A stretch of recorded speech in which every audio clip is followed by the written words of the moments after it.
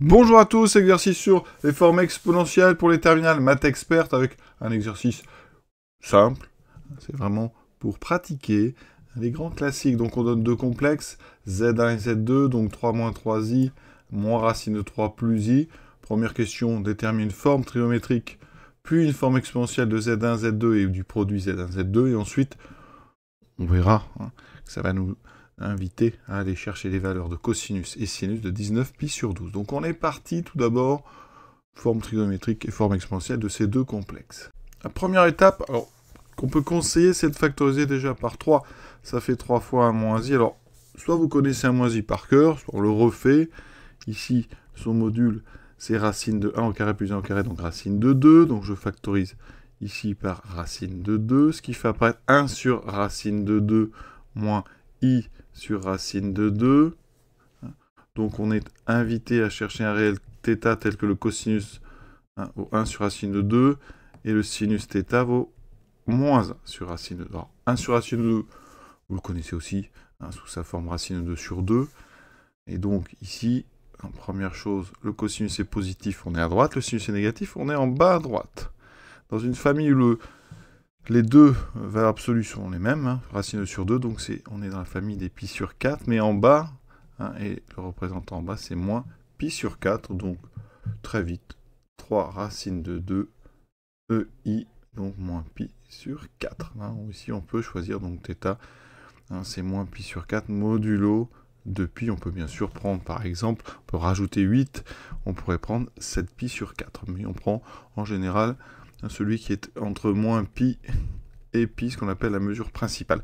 Maintenant, on a déjà fait donc z2. Alors, j'ai répondu un peu rapide parce que ça, c'est une forme donc exponentielle. Normalement, entre les deux ici, on devrait faire 3 racines de 2 cosinus moins pi sur 4 plus i sinus moins pi sur 4.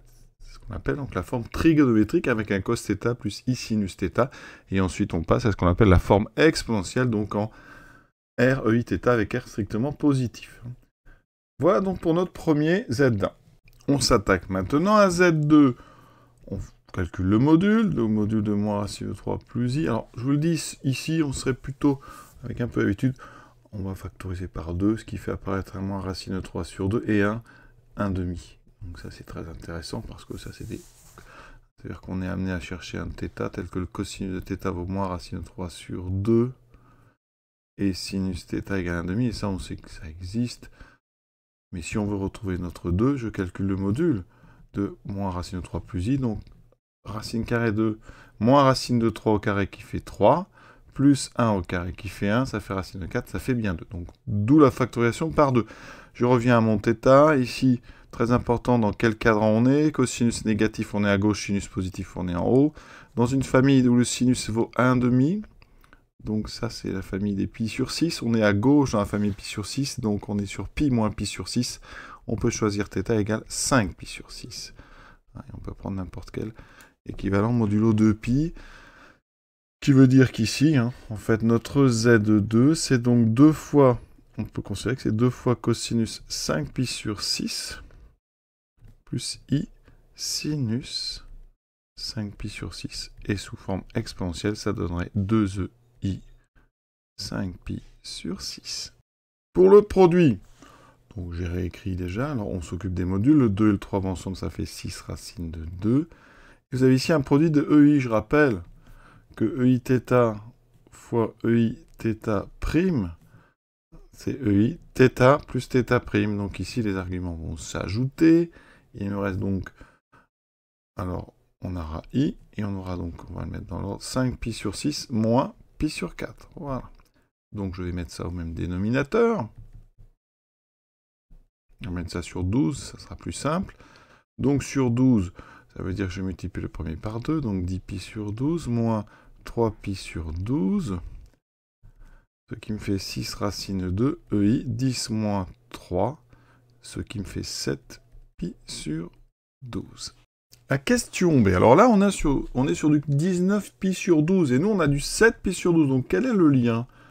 Alors déjà, il faut trouver un lien entre ce qu'on vient de faire, parce que c'est en déduire. Donc 19 pi sur 12, si j'enlève 7, ça fait 12 pi sur 12 plus 7pi sur 12. Donc il y a un lien, ça veut dire que ça fait pi plus 7pi sur 12.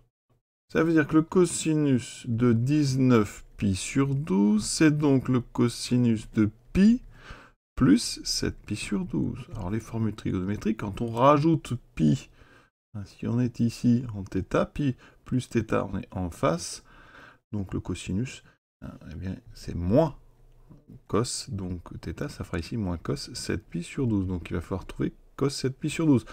C'est pareil, le sinus donc de 19pi sur 12, c'est donc le sinus de pi plus 7pi sur 12. Et quand on va en face, le sinus aussi, on prend un moins, donc ça fait moins sinus 7pi sur 12. Donc ça veut dire que je vais devoir maintenant trouver comment, avec la première question, je peux trouver cosinus et sinus de 7pi sur 12. Et je répète, j'ai utilisé ces deux formules-là, cos pi plus θ et sinus pi plus θ, que je retrouve assez facilement avec un graphique. Alors, la première question, on est arrivé sur du EI 7pi sur 12. Alors, si j'avais développé, ici, sans les formes exponentielles, qu'est-ce que j'aurais obtenu? Donc j'aurais obtenu moins 3 racine de 3, plus 3i. Ensuite, j'aurais obtenu, alors sans la partie réelle, donc c'est i carré qui est ici, moins 3i carré qui fait plus 3. Et ensuite, en i, j'ai donc 3, et celui-ci, ce facteur-là, plus 3 racine de 3. Ça veut dire que, ici, 6 racine de 2 EI 7pi sur 12, c'est donc moins 3 racine de 3 plus 3, plus i facteur de 3 plus 3 racine de 3.